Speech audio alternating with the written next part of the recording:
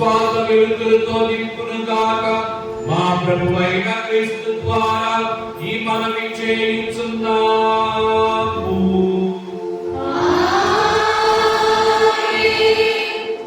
ప్రభువు మీతో ఉండునుగాక.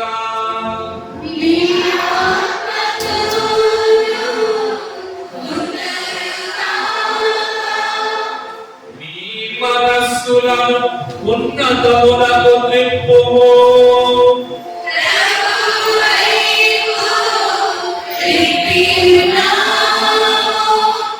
మన దేవుడైన ప్రభువునకు కృతజ్ఞత తెలుపుదాము.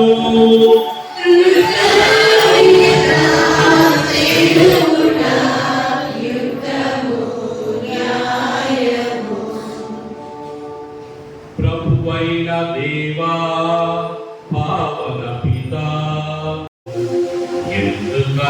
మీ శ్రీ సభకు పునీత పాదువాపురి అంతోని వారి పండుగను ఆనందముతో కొనియాడు అవకాశమును దయచేయుచున్నారు. అతని పుణ్య జీవితమును మాకు ఆదర్శముగా ఇచ్చియున్నారు. అతని దివ్య బోధన వలన విశ్వాసముతో పెరుగుదలను, అతని ప్రార్థనా ఫలితమున సంరక్షణను కలుగజేయుచున్నారు.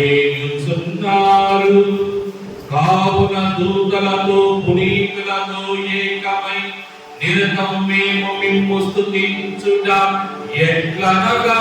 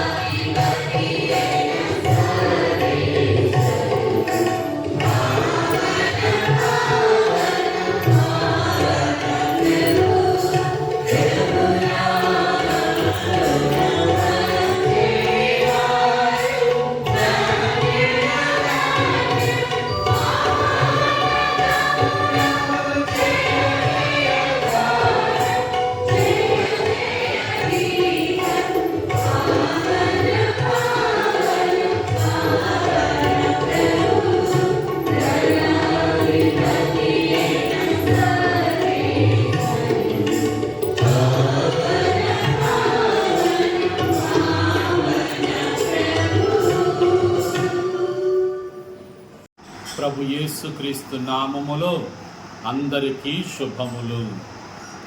ఈరోజు యావత్ కథోలిక ప్రపంచం పునీత అంతోని వారు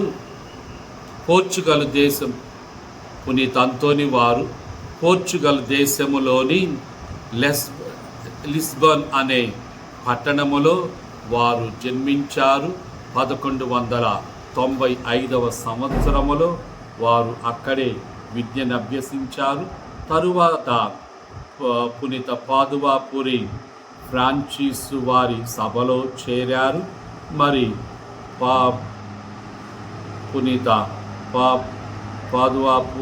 అంతోని పునీత సిసిపుర ఫ్రాన్సిసు వారి సభలో వారు వర్ధిల్లుతూ పాదువాపురిలో వారు స్థిర నివాసం ఏర్పరచుకొని అక్కడి నుండే వేద ప్రచారము చేశారు.